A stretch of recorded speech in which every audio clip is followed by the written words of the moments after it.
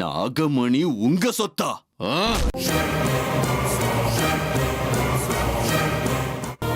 கடவுள் பேரை சொல்லிக்கிட்டே நிம்மதியா படுத்து தூங்குங்க. எந்த கனவும் வராது. நல்ல நிம்மதியா தூங்குங்க.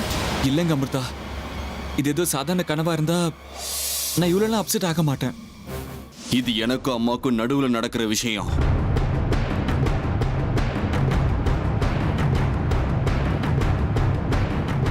நீங்க யாரும் தலையிட வேண்டிய அவசியமே இங்க இல்ல. போங்க இங்க இருந்து.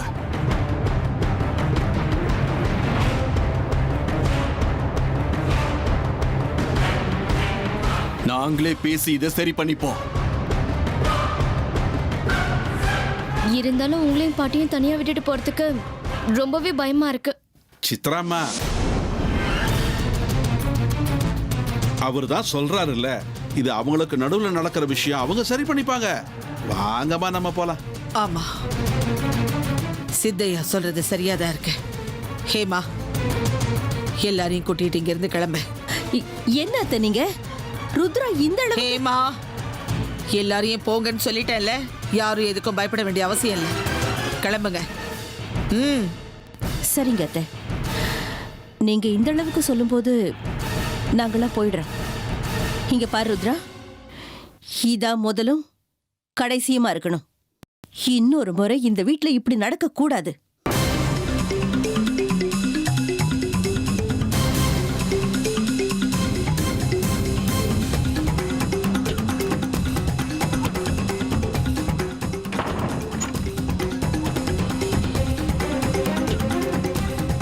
ருத்ரா, என்னடா ஆச்சு உனக்கு? ஓ அம்மானு கூட பார்க்காம ஏன் மேலேயே கைய வைக்கிறியா? இது இப்ப மட்டும் இல்ல.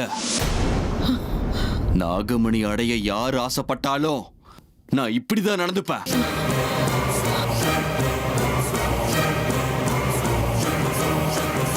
நாகமணிக்கு முன்னாடி நான் எந்த உறவுகளையும் பார்க்க மாட்டேன். புரிஞ்சுதா திரிவேணி? என்னடா சொன்ன?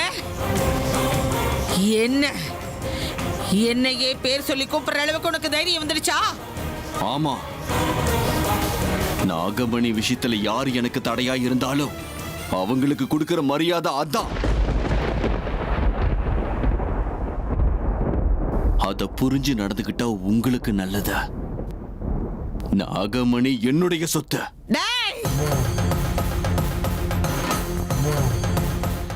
அப்போதுல இருந்து நானும் பார்த்துக்கிட்டே இருக்கேன்.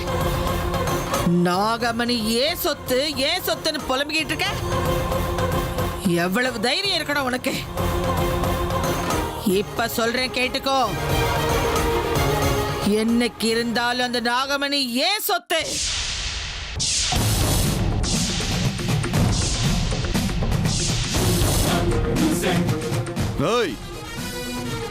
எவ்வளவு தைரியம் இருந்தா ஏன் முன்னாடியே நின்னு இப்படி எல்லாம் பேசுவ?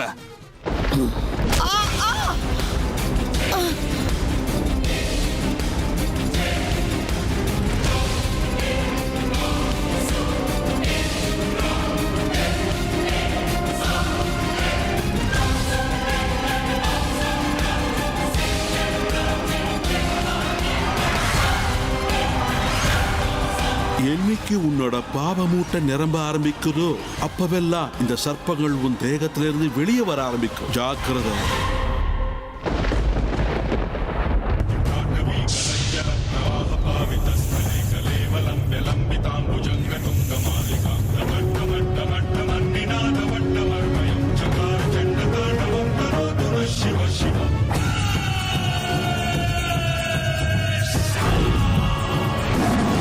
ஏய் திரிவேணி, இந்த ருத்ரம் கோவம் எப்பேற்பட்டதுன்னு இப்போ உனக்கு தெரிஞ்சுதா? இத்தனை வருஷம் என சீராட்டி பாராட்டி வளர்த்தவனி, அந்த காரணத்துக்காக உன்னை இப்ப விடுறேன். இன்னொரு முறை நாகமணி விஷயத்துல தலையிட்ட உன் கதையை முடிச்சிருவேன். ஜாக்கிரதை.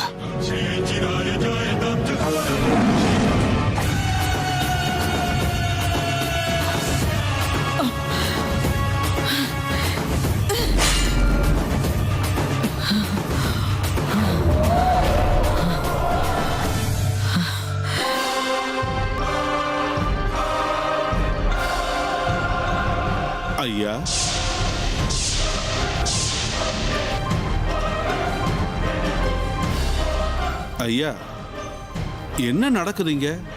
நான் பார்த்துக்கிட்டு இருக்கிறது பார்த்தது எல்லாம் உண்மையா? ஏய் சித்தையா, இது எனக்கும் என் அம்மாக்கும் நடுவுல நடக்கிற விஷயம். எதுவா இருந்தாலும் நாங்களே பேசி தீர்த்துப்போம். அதுல ஏன் தலையிடுற? அதான் அப்பவே சொல்லிட்டேன்ல, உன் வேலை என்னமோ அதை மட்டும் பார்த்துட்டு போயிட்டே. அவ்வளவு சுலபமா சொல்லிட்டீங்களே ஐயா. ருத்ரா அண்ணா நான் என்னவெல்லாமோ நினைச்சுக்கிட்டு இருந்தேன். ருத்ரா அண்ணா புத்திசாலி, ருத்ரா அண்ணா திறமசாலி, ருத்ரா அண்ணா தைரியசாலி, ருத்ரா மகா சக்தி உள்ளவர், ருத்ரா அண்ணா ஞானி, எல்லாம் தெரிஞ்சவர், குடும்பத்து மேல ரொம்ப மரியாதை வச்சிருக்கிறவன்லாம் என்னெல்லாமோ நினைச்சுக்கிட்டு இருந்தேனே. ஆனா நீங்க தாயை எட்டி உதைக்கிற அளவுக்கு கீழே இறங்கிட்டீங்களே. ஏய் சித்தையா, என்ன பேச்சு பேசுற? 4 செவுத்துக்குள்ள என்ன நடந்ததோ அதை தெரிஞ்சுதான் நான் பேசிக்கிட்டு இருக்கேன் ஐயா.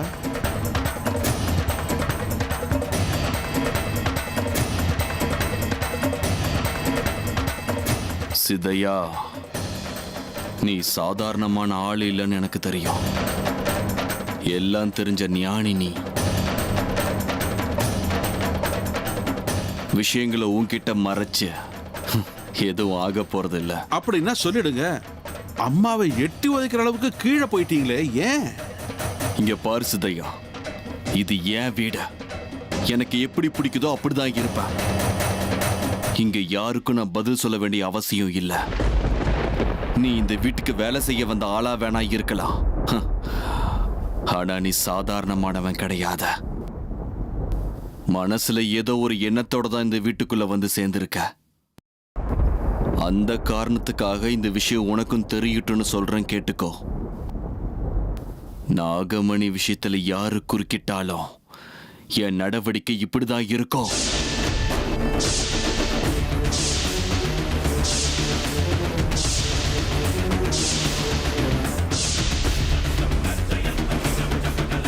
அப்படின்னா நாகமணி அடையிறது மட்டும்தான் என் வாழ்க்கையோட லட்சியமே. நாகமணி இந்த ருத்ராவுடைய சொத்து. அது மேல யாரு பார்வைப்பட்டாலும் பெத்த அம்மாவா இருந்தா கூட பூச்சி மாதிரி நசுக்கிட்டு போயிட்டே இருப்பேன். நாகமணிக்கு முன்னாடி சொந்தம் பந்தம்னு நான் எதுவுமே பார்க்க மாட்டேன். சொந்த அம்மாவையே எட்டி உதச்சிட்டேன்னு கேள்வி கேட்டல. இன்னைக்கு அம்மா நாகமணி என்கிட்ட இருந்து பறிக்கிற மாதிரி ஒரு பேச்சு பேசினாங்க. நாகமணி அவங்களோட சொத்துங்கிற மாதிரி என்கிட்ட பேசினாங்க. பார்த்தல்ல அவங்கள எந்த நிலைமைக்கு ஆக்குனான்னு. அது மட்டும் இல்ல சித்தையா, நாளைக்கே நாகமணி விஷயத்துல நீ குறுக்கிட்டாலும் உனக்கும் அதே நிலைமைதான். ஜாக்கிரதை. உன் எண்ணம் எதுவோ வேணா இருக்கட்டும். வருங்காலத்துல நாகமணி அடையக்கூடிய என் போராட்டத்துல உன்னோட உதவி கிடைக்குங்கிற ஒரே காரணத்துக்காக இந்த வீட்டுல உன்னை வச்சிருக்க. ஏன் தெரியுமா? நீ சாதாரணமானவன் இல்லைங்கிறது எனக்கு தெரியும். உனக்குள்ள ஏதோ விசேஷமான சக்திகள் இருக்கு. அந்த நாகமணி அடையறதுக்கு உன் சக்திகள் உதவி பண்ற வரைக்கும் மட்டும்தான் சித்தையா உனக்கு இந்த வீட்டுல இடம். அத மீறி ஒரு வேளை நாகமணி விஷயத்துல தலையிட்ட இந்த ருத்ரனோட கோவம் எந்த அளவுக்கு இருக்குன்னு தெரியும்ல. இந்த ருத்ரனையே எதிர்க்கலான்னு யோசிச்ச நசுக்கிடுவேன். எந்த அதிக பிரசங்க வேலையும் செய்யாம உன் வேலையை மட்டும் பார்த்துட்டு அமைதியா இருக்கணும்.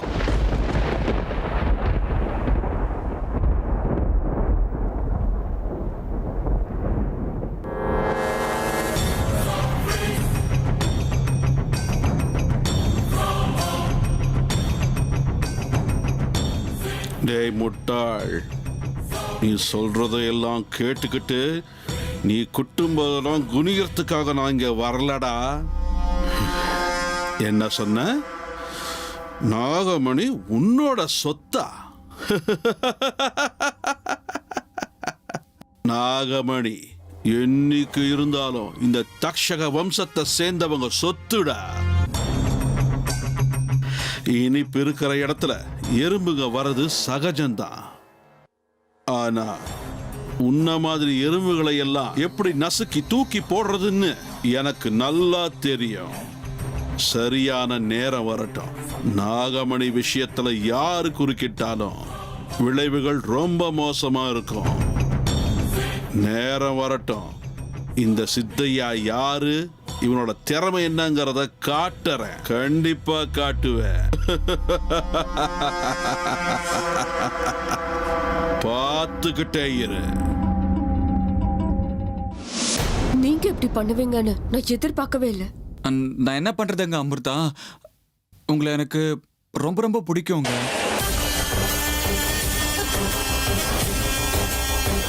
இந்த மாதிரி பொய் சொல்லியாவது உங்களை நெருங்கலான்னு முயற்சி பண்ணேன். ஆனா நீங்க இருக்கீங்களே, புத்திசாலி தான். என்ன செஞ்சாலும் கண்டுபிடிச்சிடுறீங்க. சொல்லுங்க, நான் செஞ்சது தப்பா? ஆமா, தப்புதான்.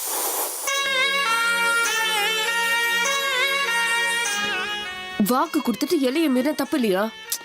இன்னும் எத்தனை நாளைக்குங்க இப்படியெல்லாம்? தெரியாது.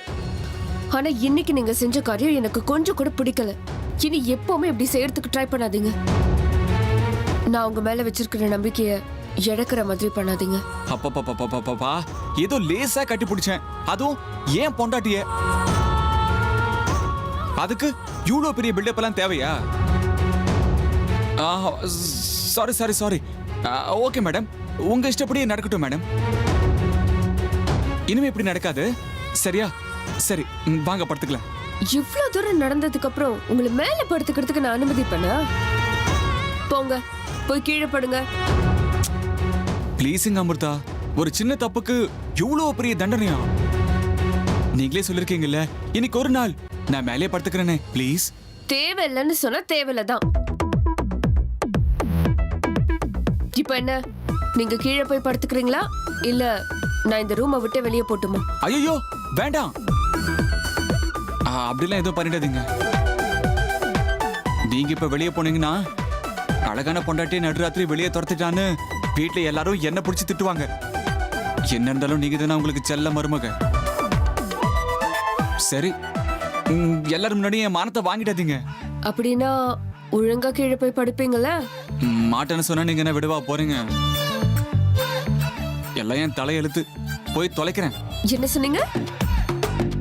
ஒண்ணும் இல்லையே, கை கேட்டது பாய் கேட்லியேன்னு சொன்னேன். நீங்க படுத்துக்கோங்க, வாங்க வாங்க வாங்க வாங்க படுத்துக்கோங்க.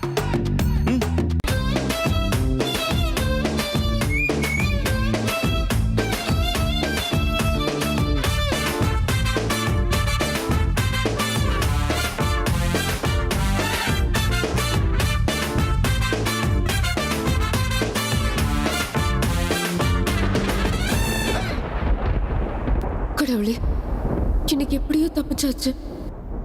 முடிஞ்ச வரைக்கும் அர்ஜுன் மேல சேஷாவோட பார்வைப்படாம நான் பாதுகாக்கணும்.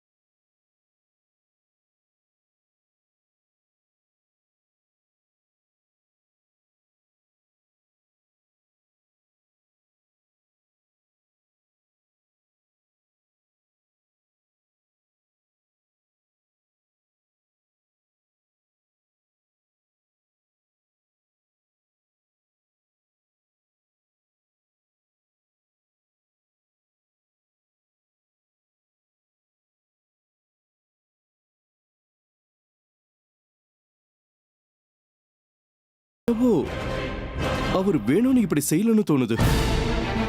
சரியா சொன்ன கருணா. அத்தை, இப்பவாவது என்ன பிரச்சனைன்னு என்கிட்ட மட்டுமாவது சொல்லுங்க. ருத்ரா இந்த வீட்டு புள்ள. அவன் எப்படிப்பட்டவன், அவன் மனசு எப்படிப்பட்டதுன்னு எங்க எல்லாருக்குமே தெரியும். கொஞ்சம் முன்கோபிதான், அதை நான் ஒத்துக்கிறேன். ஆனாலும் அதுக்காக உங்க கழுத்தை பிடிச்சு நெரிக்கிற அளவுக்கு என்ன நடந்துச்சுன்னு என்கிட்டயாவது சொல்லுங்களேன் அத்தை. தயவு செஞ்சு நிறுத்துங்க ரெண்டு பேரும். என்ன சொன்ன? அவன் வேணும்னே தெரிஞ்சு என்கிட்ட அப்படி நடக்கலன்னு சொல்றியா? அப்படின்னா அவன் என் கழுத்தை நெருக்கிற அளவுக்கு அவனை நான் தான் கோபப்படுத்துறேன் நீ சொல்றியா? நான் அப்படி சொல்ல வரல அத்தை. வேற எப்படி சொன்ன? நீங்க எல்லாரும் பேசுறத பார்க்கும்போது ருத்ரா எதுவுமே செய்யல, அவன் ரொம்ப ரொம்ப நல்லவன், நான் தான் ஏதோ தப்பு செஞ்சு அவனுக்கு கோபத்தை வரவழைச்சேங்கிற மாதிரி இருக்கு. ச்சே! நீங்க எல்லாரும் என் மேல சந்தேகப்படுறீங்கல்ல? இத்தனை நாள் அவங்க எல்லாரையும் பார்த்துக்கிட்டதுக்கு எல்லாரும் சேர்ந்து நல்ல மரியாதை கொடுத்துட்டீங்க. யாரையெல்லாம் ஏன் குடும்பம் நினைச்சனோ அவங்க யாருமே எனக்கு துணையா இல்ல. நீங்க யாருமே என் சொந்த கிடையாது.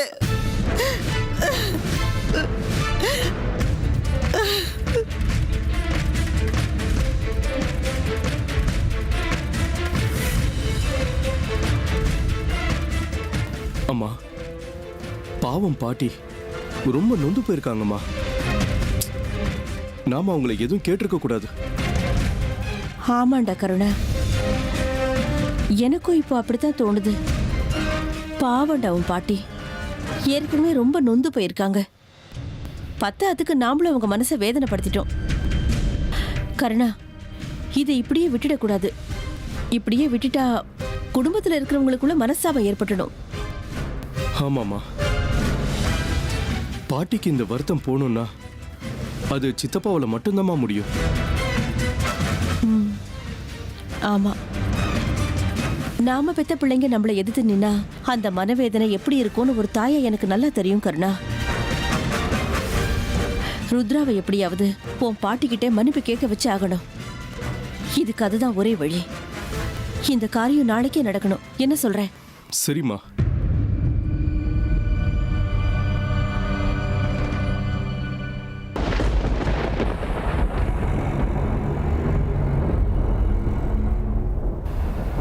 உத்பாலகா, இங்க பாரு பாரு பாரு. இந்த வீட்டுக்குள்ள இருக்கிற ரகசியத்தை தான் நீ கண்டுபிடிச்சு சொல்லணும். நல்லா பாத்துக்க. இந்த வீட்டுக்குள்ள போ. இந்த வீட்டுக்குள்ள இருக்கிற சிவலிங்கத்தை சுத்திக்கிட்டு அதுக்குள்ள இருக்கிற ரகசியத்தை வெளியே கொண்டு வா. வா உத்பாலகா, சீக்கிரமா வா.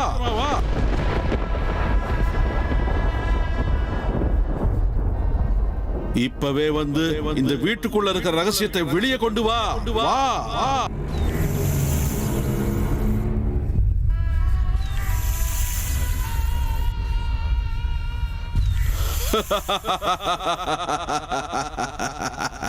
வந்துட்டியா?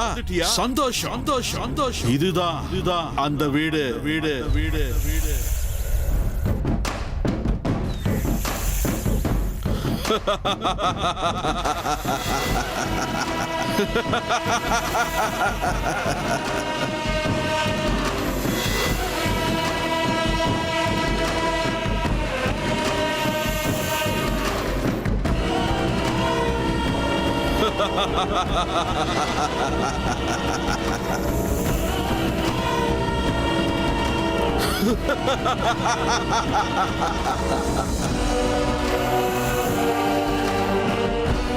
உத்பாலகா, உங்ககிட்ட இருந்து நான் இதைத்தான் எதிர்பார்த்தேன். அற்புதம், ரொம்பவே அற்புதம். போ இந்த வீட்டுக்குள்ள போ. இந்த மறைஞ்சிருக்கிற ரகசியத்தை வெளியே கொண்டு வா. உள்ள போ.